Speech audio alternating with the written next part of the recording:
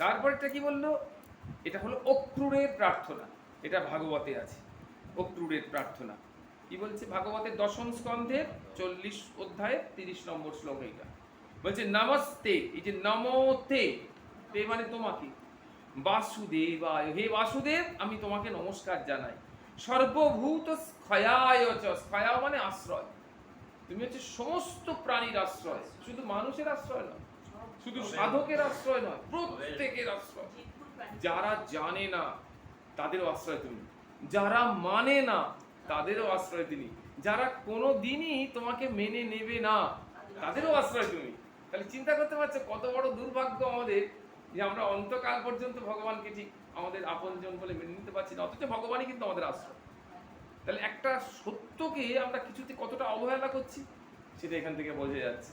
তাই বললেন সর্বভূত স্থায়ায় চ। তারপরে ভগবানের নাম বললেন ঋষিকেশ। এই নামটা আমাদের জন্য খুব গুরুত্বপূর্ণ। ঋষিকেশ, ঋষিকেশ মানে কি? ঋষিকানাম ঈশ, আমাদের ইন্দ্রিয়ের যিনি দেবতা, ইন্দ্রিয়ের যিনি প্রধান, ইন্দ্রিয়কে যিনি কন্ট্রোল করেন। ঋষিক মানে ইন্দ্রিয়, ঋষিকানাম ঈশ, ঋষিকেশ। তাহলে ঈশ মানে শ্রেষ্ঠ। তাহলে ইন্দ্রিয়গুলোকে যিনি কন্ট্রোল করেন, ইন্দ্রিয়গুলোকে যিনি শ্রেষ্ঠত্বে পৌঁছন, ইন্দ্রিয়গুলোর যিনি যথার্থ কার্যবৃত্তি নিয়ন্ত্রণ করেন, তিনি হলেন ঋষিকেশ। নমঃ তুভ্যম, তোমাকে নমস্কার করি। প্রপন্ন, কত বড় কথা। সীতারামের একটা বিখ্যাত গ্রন্থ আছে প্রপন্ন গীতা। তাহলে প্রপন্ন মানে কি? তোমার শরণাগত, আমি তোমার শরণাগত। আর শরণাগতর মানে পাহি, পাহি মানে কি? পয়াকার হস্যই পাই মানে আমি তোমার কাছে টাকা পাই, কখন তোমার দেখা পাই, এইগুলো। আর পয়াকার হয়হস্যই পাই মানে কি? পরিপালন করুন, নার্সিং আস, নারিস্ট আস। তাহলে আমাদেরকে পরিপালন করুন। তাহলে কি বললো? যে প্রপন্ন পাহি মাম প্রভু, আমরা তোমার শরণাগত, তোমার চরণে শরণাগত হয়েছি, প্রভু কৃপা করে আমাদেরকে পরিপালন করুন। তাহলে দুটো শব্দ আছে, একটা হলো অবতু, অবতু মানে রক্ষা করুন, আর পাহি মানে পরিপালন করুন। হ্যাঁ, তাহলে বোঝা গেল সব এটা শ্লোকটা। নমস্তে বাসুদেবায় সর্বভূত স্খয়ায় চ, ঋষিকেশ নমঃ তুভ্যম প্রপন্নো পাহি মাং প্রভু। তারপরে নমো পরম কল্যাণ, তুমি এমনি কল্যাণ নয়, পরম কল্যাণ। আমাদের বেনিফিটটা কি রকম? Benefit absolute. যার দ্বারা আমার পরম কল্যাণ কাকে বলে? সাধারণত কল্যাণ কাকে বলে? কল্যাণ শব্দের অর্থ হ্যাঁ ভালো। কখন ভালো হবে? ইহ জগতের ভালো। আমি যতদিন বেঁচে থাকবো ততদিন আমার ভালো হবে, তাকে বলে কল্যাণ। বুঝতে পেরেছো? আমি যতদিন বেঁচে আছি, আমার গোবিন্দের কৃপায় আমার পয়সা করির অসুবিধে নেই, খাওয়া দাওয়ার অসুবিধে নেই, আমার সেবার অসুবিধে নেই, সবকিছু এই যে স্যাটিসফ্যাকশনটা, এটা তোমার কল্যাণ। কিন্তু কতদিন? আমি যতদিন বেঁচে আছি ততদিনই তো এইটা পাবো। এটার নাম হচ্ছে কল্যাণ। কিন্তু যেই বললো পরম কল্যাণ, তার মানে কি?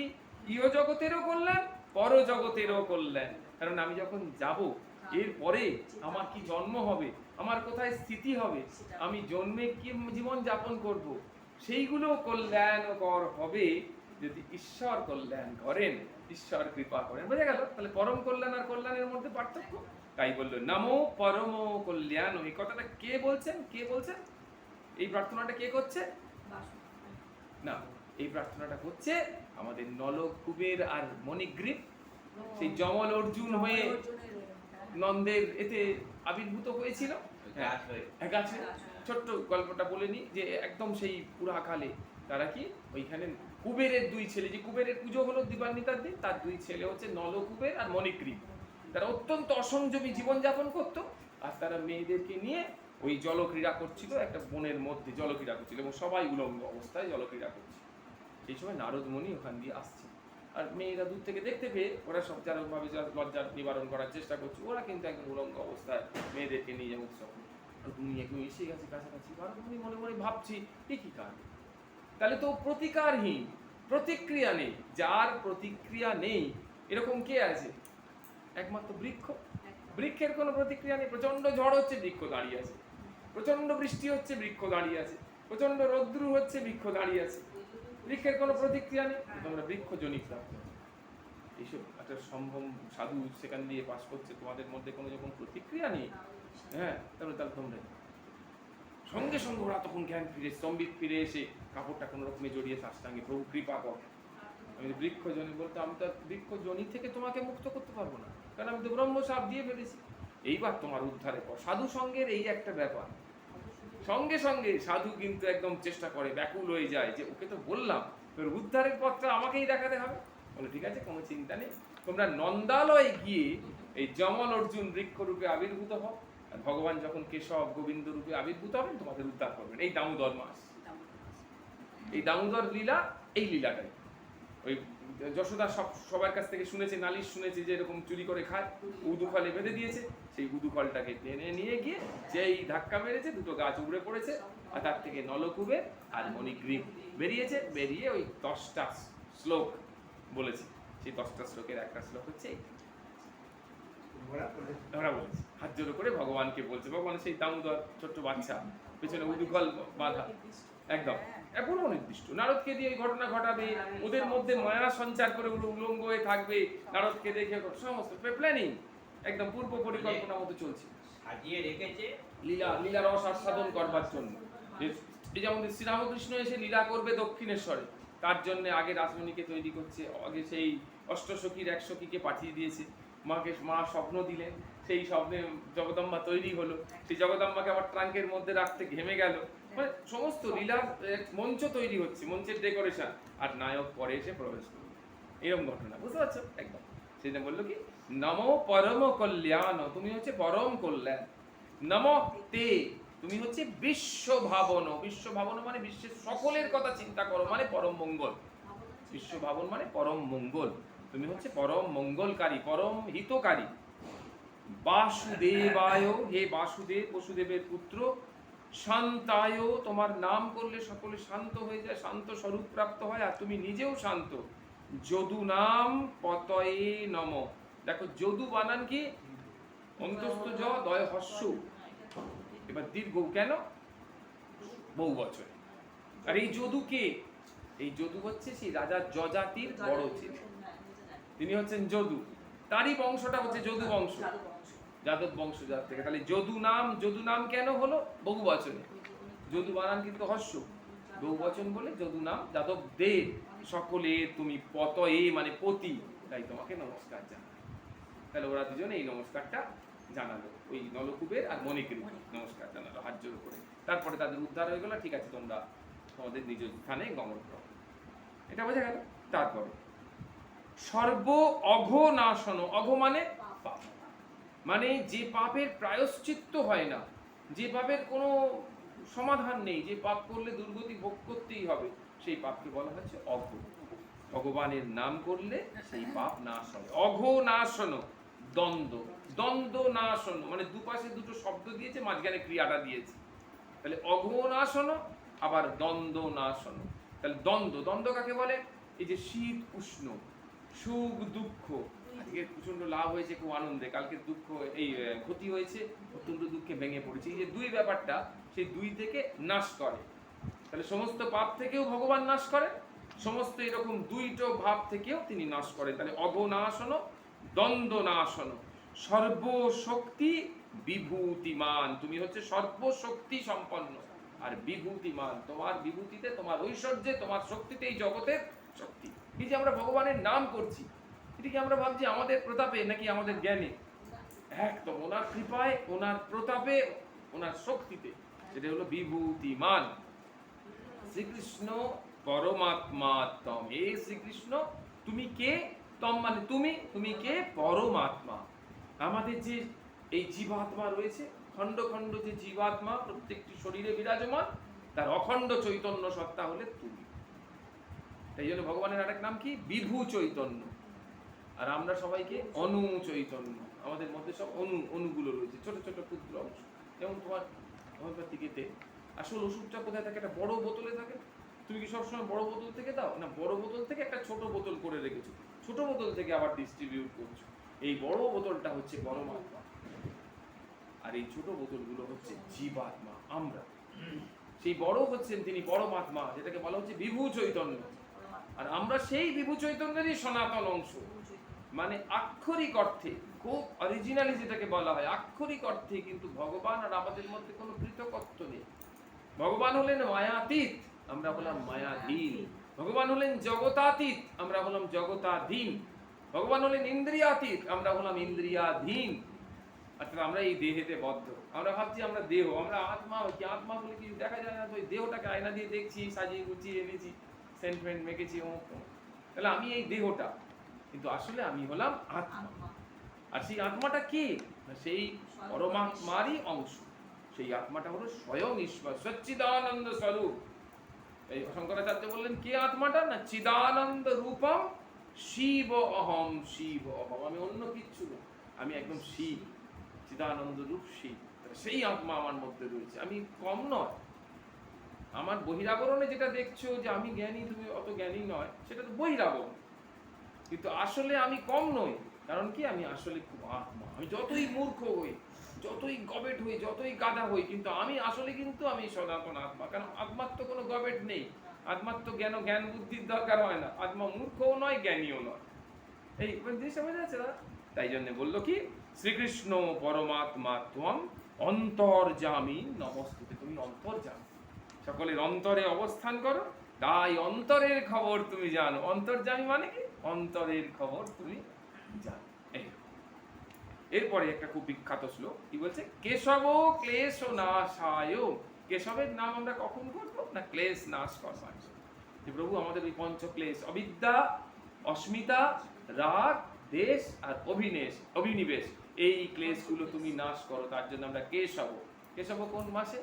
কোন মাসের নাম হচ্ছে কেশব মাস? কোন মাসের নাম কেশব মাস? না, হ্যাঁ, তাহলে কি হলো? মধুসূদন, তারপরে ত্রিবিক্রম, বামন শ্রীধর, ঋষিকেশ পদ্মনাভ, দামোদর কেশব, নারায়ণ মাধব, গোবিন্দ বিষ্ণু। তাহলে কেশব হচ্ছে মার্গশীর্ষ মাসের নাম, মানে অঘ্রাণ মাসের নাম হচ্ছে কেশব মাস। আর তাই দিয়ে বিষ্ণু দ্বাদশ নাম স্তোত্রটা শুরু হচ্ছে, কেশব মার্গশীর্ষে চ পৌষে নারায়ণ তথা। তাহলে কেশব, তাহলে সেই কেশব হচ্ছেন ক্লেশ নাশকারী। আমরা যত কেশবের নাম করবো আমাদের ক্লেশ নাশ হবে। দুঃখ নাশায় মাধব। মাধব কার নাম? নারায়ণের নাম। নারায়ণের নাম মাধব কেন? মা মানে লক্ষ্মী, আর ধব মানে স্বামী, তাহলে মাধব মানে লক্ষ্মীপতি, লক্ষ্মীকান্ত, তাই জন্য মাধব। হরি হরচ পাপ নাশায়। হরি সমস্ত পাপ হরণ করেন, তাই পাপ নাশ করার জন্য হরিক নাম স্মরণ করব। হরিশ্বরনাম, হরিশ্বরনাম। সেই সনকাদি ঋষিবৃন্দ, আমরা আগের দিন বলছিলাম, সনক, সনন্দ, সনাতন, সনত কুমার, চারজন। এদিকে বলা হয় চতুর্সন, এর নাম করা হয়েছে চতুর্কুমার বা চতুর্সন। এই চতুর্সনকে জিজ্ঞাসা করেছিল মুক্তির উপায় কি? আপনারা কি করে কি বলে বলে ঘোরেন? বলে হরিস্মরণম। হরিস্মরণম নয়, হরিস্মরণম। হরি আশ্রয়, হরি আমার একমাত্র আশ্রয়, হরি আমার একমাত্র আশ্রয়, এছাড়া আমার কোনো আশ্রয় নেই। কেন এই হরি আশ্রয়? না, পাপ নাশ করেন তিনি, আমাদের মনের সব ক্লেশ পঙ্কিলতা। না, প্রথমটা হচ্ছে তালিবস্বর, এটা যেটা বলছে চতুর্কুমার, যেটা বলছে সেটা হচ্ছে হরিস্মরণম, সব তালিবস্বর, র মধ্যাহ্ন, হরিস্মরণম। স্মরণ মানে আশ্রয়, তার থেকে শরণাগত কথাটা এসছে, হচ্ছে আশ্রয়। আর একটা হচ্ছে হরিস্মরণম, হরিস্মরণম, স্মরণ মানে রিমেম্বারেন্স, তাকে স্মরণ করা। আমরা হরিকে স্মরণ করছি, হরি এরকম চতুর্ভুজ মূর্তিতে হরি। আর হরি আমার একমাত্র আশ্রয়, এছাড়া আমার জগতে আর কোনো আশ্রয় নেই। অর্থ নেই, নাম যশ খ্যাতি প্রতিপত্তি কোনোটাই আমার আশ্রয় নেই। কারণ হরি কি করে? পাপ নাশ করে। মানুষের যত পাপ নিবৃত্তি হবে, পাপ প্রবৃত্তি যত চলে যাবে, তাতে কি বাড়ে? না, ভজন, ভজনে প্রীতি বাড়ে। যত পাপ চলে যাবে তোমার মধ্যে, যত কুটিলতা চলে যাবে, ভজনে বাধা দেয় কে? সব সময় প্ল্যানিং, পরিকল্পনা। আমি একটু দেরি করে যাব, আমি দেরি করে গেলে কি হবে? ও এটা করে নেবে। আমি ওকে এই কথাটা উঠেই এই কথাটা বলবো, এটা কখন ভাবছি? 3টে থেকে ভাবছি, উঠে কখন বলবো? 4টের সময়। তাহলে 3টে থেকে 4টে পর্যন্ত আমার কি? ভজনও করছি, আর ওটাও ভাবছি যে 4টের সময় উঠেই এই কথাটা বলবো। তাহলে আমার ভজনটা নষ্ট করছে কে? ওই পাপ প্রবৃত্তি, ওই জটিলতা, ওই একদম কিচ্ছু না। ভগবানের যদি মনে হয় 4টের সময় আমাকে দিয়ে বলাবেন, আমি ঘুম থেকে উঠেই বলবো, আমাকে তার জন্য কোনো প্ল্যান করতে হবে। এটাই হলো অনন্য ভগবত আশ্রয়। ভগবানের যদি ইচ্ছা হয় আমাকে দিয়ে আজকের পুজো করাবেন, তো আমাকে দিয়ে পুজো করাবেন। অনন্য আশ্রয়, এবং এই অনন্য আশ্রয় ভগবত নির্ভরতা, পাপ প্রবৃত্তি নাশ হলে তবেই হয়। সেই জন্য বললো হরির নাম আমরা স্মরণ করবো কেন না, হরি হরচ পাপ ও নাশায়। তারপরে বললেন গোবিন্দ মুক্তিদায়ক, গোবিন্দ নাম মুক্তিদায়ক। গোবিন্দ নাম করলেই মুক্তি হবে। গোবিন্দ কোন মাসে? ফাল্গুন মাস। গোবিন্দ হচ্ছে ফাল্গুন মাস, বিষ্ণু। এই বারবার আলোচনা করলে না মুখস্থ। এই যে কোনটা? হ্যাঁ, ওই বারবার শুনছি, বারবার শুনছি, শুনতে শুনতে শ্রবণে হয়। হ্যাঁ, শ্রবণে হয়, ওটা লেখা থাকবে, ওটা এ করলে বারবার করলে হয়, কিন্তু শ্রবণের দ্বারাও কিন্তু হয়। বারবার যদি আমি শুনি, হ্যাঁ, বারবার যদি আমি শুনি, হ্যাঁ, এই শোনা হয়ে গেল। আর কথা কি বললো যে হ্যাঁ বলছিল না যে অগ্রাণ মাসটা কেশব তেল বলছে, আবার দেখি তো বলে কেশবটা মিলল, কোনো সময় মিললো না, কিন্তু মিলল। এই যে আমি রিকালেক্ট করছি, এটাতেই আমার স্মরণ শক্তির এক্সপেনশনটা বাড়ে আর, হ্যাঁ, এইরকম। তাই বললো মাস। ঘটনা হচ্ছে যে এই যে প্রত্যেকটি মাস এবং আমাদের যে তিলক কাটা হয়, এই তিলকেরও এক একটা নাম আছে। এখানে একটা তিলকের নাম, এই দুটো কানের পাতায়, কণ্ঠে, বক্ষে, নাভিতে, হ্যাঁ, শীতে, হ্যাঁ, ঘাড়ে, দুটো কাঁধে, তালুতে, এইসব না প্রত্যেকটার এক একটা নাম আছে। এই নামগুলোই ওখানে ঘুরে ঘুরে যায়, শুধু পুরুষোত্তমটা ব্যতিক্রম। ওখানে পুরুষোত্তম, তার এইগুলোকে দিয়ে ওই মাসগুলোকে চিহ্নিত করছে। না, ওই এক প্রতিদিনই ওই বৈষ্ণবরা দ্বাদশ অঙ্গে তিলক লাগা। এই একটা, এই দুটো, তিনটে, চারটে, পাঁচটা, ছটা, সাতটা, এখানে সাতটা, এই তোমার ঘাড়ে আটটা, এই দুটো কাঁধে 9টা 10টা, এই দুটো তালুতে 11টা 12টা, এই দাবনা। তাহলে এবার দ্বাদশ সঙ্গে তিলক লাগাচ্ছে, তিলক লাগানো কেশবায় নম, ললাটে কেশবায় নম। তাহলে কেশব বলে ললাটে আমরা লাগাই। তাহলে কেশব নামটা আমরা ওইখানে পেলাম মার্গশীর্ষের সঙ্গে। সবটাই ভগবানের নাম, কিন্তু এই ভগবানের নাম দিয়ে তাহলে তুমি বৈশাখ মাস আর বলবে না। তুমি যেমন কি বলে মধুসূদন মাসে আমি পুজোটা করবো ভাবছি, মধুসূদন মাসে পুজোটা করবো, তাহলে তোমার একবার মধুসূদন নামকরণ করা হয়ে গেল। কিন্তু তুমি যদি 5বার আলোচনা করো, 5বার বৈশাখ মাস পড়ো, তোমার কি কোনো পুণ্য হচ্ছে, কোনো পাপের রিমুভ হচ্ছে? কিন্তু তুমি যদি 5বার মধুসূদন মাস বলো, মধুসূদন কবার বলা হচ্ছে? 5বার বলা হচ্ছে। সেই জন্য প্রত্যেকটা জিনিসের সঙ্গে ভগবানের নামটা জুড়ে দিচ্ছে। যে তুমি এটাকে কার্তিক মাস বলো না, কার্তিক মাসে কি উপকার হবে তোমার? তুমি এটাকে বলো দামোদর মাস। হ্যাঁ, তুমি একটা দামোদর মাস বলো, তাহলে দামোদর মাস বলে তুমি যদি প্রত্যেকটা লোককে একদিন করে আজকে দামোদর মাসের কত তারিখ, তাহলে কবার হলো? একবার দামোদর মাস হলো। আর এরকম বারবার দামোদর মাস বলতে বলতে কি হচ্ছে, তুমি দেখা যাচ্ছে যে 30 বার 35 বার দামোদর দামোদর দামোদর, মানে ভগবানের নাম স্মরণ হয়ে যাচ্ছে। এই জন্য ভগবানের নামগুলো এরকম ভাবে করা হয়। বৈশাখ মাস হচ্ছে মধুসূদন, জ্যৈষ্ঠ মাস হচ্ছে ত্রিবিক্রম, আষাঢ় মাস হচ্ছে বামন। ভগবান সব নারায়ণ, সব নারায়ণ। ত্রিভুবনে যার বিক্রম প্রকাশিত হয় তিনি হলেন ত্রিবিক্রম, যার কোনো রকমের কোনো প্রকাশের কোনো তার আলাদা কিছু নেই। আষাঢ় মাস হচ্ছে বামন, শ্রাবণে হচ্ছেন শ্রীধর, ভাদ্র মাস হচ্ছে হৃষিকেশ, আশ্বিন মাস হচ্ছে পদ্মনাভ, কার্তিক মাস হচ্ছে দামোদর, অঘ্রাণ মাস হচ্ছে কেশব, পৌষ মাস হচ্ছে নারায়ণ, মাঘ মাস হচ্ছে মাধব, ফাল্গুন মাস হচ্ছে গোবিন্দ, চৈত্র মাস হচ্ছে বিষ্ণু। তাহলে এখানে আমরা দেখলাম কি গোবিন্দ মুক্তিদায়ক, গোবিন্দ হচ্ছে মুক্তিদায়ক। তারপরে শ্লোক, ভগবানের হাতে যে জিনিসগুলো থাকে সেগুলো কি? শঙ্খ চক্র গদা পানে। পানে মানে পানি, পানি মানে হাত, পানি মানে হাত, আশীর্বাদ হোক অভিশাপ হোক, পানি মানে হচ্ছে হাত। হ্যাঁ, বিনা পানিতে জাহাজ, বিনা যার পানিতে তাকে কি বলে? বিনা পানি, মানে সরস্বতী, হাতে যার বিনা সরস্বতী, তাহলে সরস্বতীর একদম বিনা পানি। সেটা এখানে বললো সেই ভগবানের হাতে কি আছে? শঙ্খ চক্র আর গদা। ভগবান কোথায় থাকেন? দ্বারকা নিলয়। নিলয় মানে আশ্রয়, আর নিলয় মানে বাড়ি। অমুক নিলয় বলা হয় না, এই নিলয় মানে বাড়ি। তাহলে দ্বারকাই যার বাড়ি। অচ্যুত, যিনি নিজের ধর্ম থেকে নিজের কথা থেকে কখনো সরে যান না, তিনি হলেন অচ্যুত, ভগবানের নাম। গোবিন্দ, পুণ্ডরীকাক্ষ, এগুলো বোঝা যাচ্ছে তো? গোবিন্দ ভগবানের নাম। পুণ্ডরীকাক্ষ কেন না? ওই সাদা পদ্মের মতো যার চোখ, পুণ্ডরিক মানে সাদা পদ্ম, সেই সাদা পদ্মের মতো যার অক্ষ মানে চোখ, তাকে বলা হয় পুণ্ডরীকাক্ষ। রক্ষ মাম শরণাগত, হে প্রভু তোমার এতগুলো নাম বললাম, এত স্বরূপ উপলব্ধি করলাম, তুমি আমাকে রক্ষা করো, রক্ষ মাম, আমাকে রক্ষা করো। কেন রক্ষা করবে তোমাকে? না আমি শরণাগত, আমি তোমার আশ্রয় চেয়েছি, আমি তোমার চরণে, অন্য আশ্রয় নেই, তাহলে তুমি আমাকে রক্ষা করো। You are the rescuer of my. তারপরে স্মৃতে সকল কল্যাণম ভাজনম যত্র জায়তে, এটা হরিভক্তি বিলাসে আছে এই মন্ত্রটা। স্মৃতে সকল কল্যাণম, স্মৃতি মানে যার স্মরণ করা মাত্র, স্মৃতিতে যদি তোমার হরির নাম আসে তাতেই কল্যাণ হবে। তুমি যদি রাত্রিবেলায় ঘুমানোর সময় শুয়ে কি সঙ্গে সঙ্গে ঘুম আসে? এক দু মিনিট তো যায়, ক্লান্তিতে হোক, সারাদিন পরিশ্রম করলেও তো এক দু মিনিট যায়, যে বিছনায় মাথা দিলাম আর ঘুমিয়ে পড়লাম, এটা তো সাধারণত হয় না।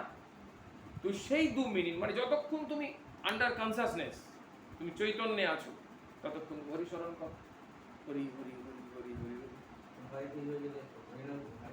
ওইটা করতে সবসময় বলছি কি, যে যত বড় তুমি করতে যাবে না, দেখবে একবারের বেশি বা দুবার বলতে বলতে শুয়ে শুয়ে। আর যেহেতু একটা ক্লান্তি আছে, একটা মানে আড়ষ্টতা আছে, সেজন্য অপভ্রংশ তৈরি হবে। হরে কৃষ্ণ কৃষ্ণ হরে কৃষ্ণ কৃষ্ণ কৃষ্ণ হরে হরে হরে। কিন্তু আমি যদি একটা ছোট্ট শব্দ বলি হরি হরি হরি, ওটা তো অপভ্রংশ হবে না। কিন্তু হরে কৃষ্ণ মহামন্ত্র যদি যদি বসে বলি, বা অনেক আমার 8 ঘন্টার আগে ঘুম হয় না, তাহলে তোমার কোনো অসুবিধা নেই। কিন্তু মোটামুটি আমি শুয়ে পড়লেই ঘুমিয়ে পড়বো 2-4 মিনিটের মধ্যে, এরকম যদি কন্ডিশন হয়, ভীষণ ভালো। তো আমি কেন বলছি যে এটা বলার এফেক্টটা কি, বললে আমার কি হবে, সেটা হবে তুমি দেখবে যে রাত্রিবেলা, না রাত্রিবেলা যদি তোমার কোনো সময় ঘুম ভাঙে না, দেখবে অটোমেটিক্যালি জিহ্বাতে হরি হরি হচ্ছে। মানে তুমি প্রথমেই শুনে বাথরুম করতে গেলে, বাথরুম পেয়ে গেছে, তুমি নামলে বিছানাতে হরি হরি করতে করতে হরি হরি করতে করতে, তুমি তো ঘুমিয়ে আছো মানে মরে গেছো, সেই মরা থেকে তুমি জাগলে, তা তোমার হরি কোনো কিছু মনে এলো না, হরির নামটা কিন্তু তোমার মনে এলো, রাধা নামটা, কৃষ্ণ নামটা মনে এলো, কারণ জিহ্বা ওইটা করতে করতেই অজ্ঞাতে চলে গেছে। এই জন্য বলছি তুমি অত পুরোপুরি জাগতে পারোনি। আমার এরকম হয়েছে জানো, মানে রাত্রিবেলায় ঘুমিয়ে উঠে খুব বাথরুম পেয়ে গেছে, এইবার কোন দিকে মশারি দিয়ে বেরোনো বুঝতে পারছি না, এত ডিপ ঘুমিয়ে পড়ছি মানে মরার মতো। এবার যেখান দিয়ে মানে যেখানে মাথা, যেখানে দেওয়াল, সেই মশারিটা তুলে মানে একদম পা দিয়ে পা না হরি, এদিকে মুখে কিন্তু হরি হরি করে যাচ্ছে, লাথি মারছি কিন্তু দেওয়াল তো, পেচ্ছাপ, প্রচন্ড পেচ্ছাপ পেয়ে গেছে, কি মুশকিল, সেই মশারি তুলে ফেলেছি কিন্তু আর নামতেই পারছি না, এরকম মুশকিল। এবার অনেক মানে হ্যাঁ 2-1 সেকেন্ড এরকম করার পর, হ্যাঁ 2-1 সেকেন্ড করার পর, তখন ধাক্কা, বারবার ধাক্কা লাগছে, তো তখন সচেতনতা আসছে, দিদি তুই কোথায়, দিদি কোন দিকটা, তখন দেখছি যেটা দেওয়ালের দিক, আমি বলছি ওই বাবা, তখন ওটা খুলে উল্টো দিকে, পুরো সম্পূর্ণ বিপরীত দিক, নেমে বাথরুম করতে চলে গেলাম। ঘুমের মধ্যে হচ্ছে, কিন্তু হরিশরণ নামটা কি করে হচ্ছে, আমি পুরো কনসেপ্ট, আমার এত বছরের শোয়ার জায়গা সেখানে আমি চিনতে পারছি না, কিন্তু হরিশরণ নাম কি করে হচ্ছে।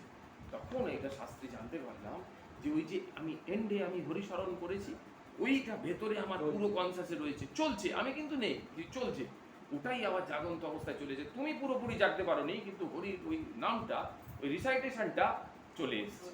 সেই জন্য বললো স্মৃতি সকল কল্যাণ, স্মৃতি করলে অর্থাৎ যার নাম মনে করলেই সকল কল্যাণ হয়।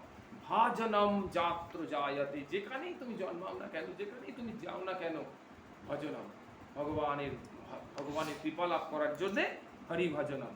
পুরুষম তম জয় নিত্যম, পুরুষ সেখানে, যে কোনো মানুষ সেখানে জয়লাভ করবেই, যেখানে হরি ভজন হচ্ছে, হরি স্মৃতি আছে।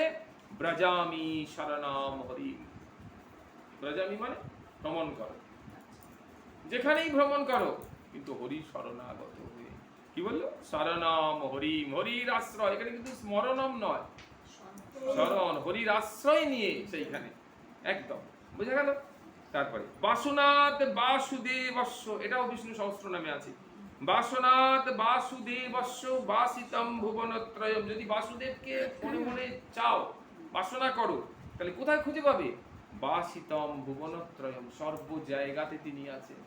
বাসিতম মানে বাস করেন, কোথায় বাস করেন, ভুবনত্রয়ম, এই 3 ভুবনে, স্বর্গ মর্ত্য পাতাল, সর্বভূত নিবাস অসি, কোনটা বাদ নেই, সমস্ত প্রাণীতে তিনি অবস্থান করছেন। বাসুদেব নমস্তে, সেই ভগবান বাসুদেবকে প্রণাম, ভগবান বাসুদেব, কি সাংঘাতিক নাম দেখো, ভগবান বসুদেবের পুত্র বলে বাসুদেব নাম করণ যায়।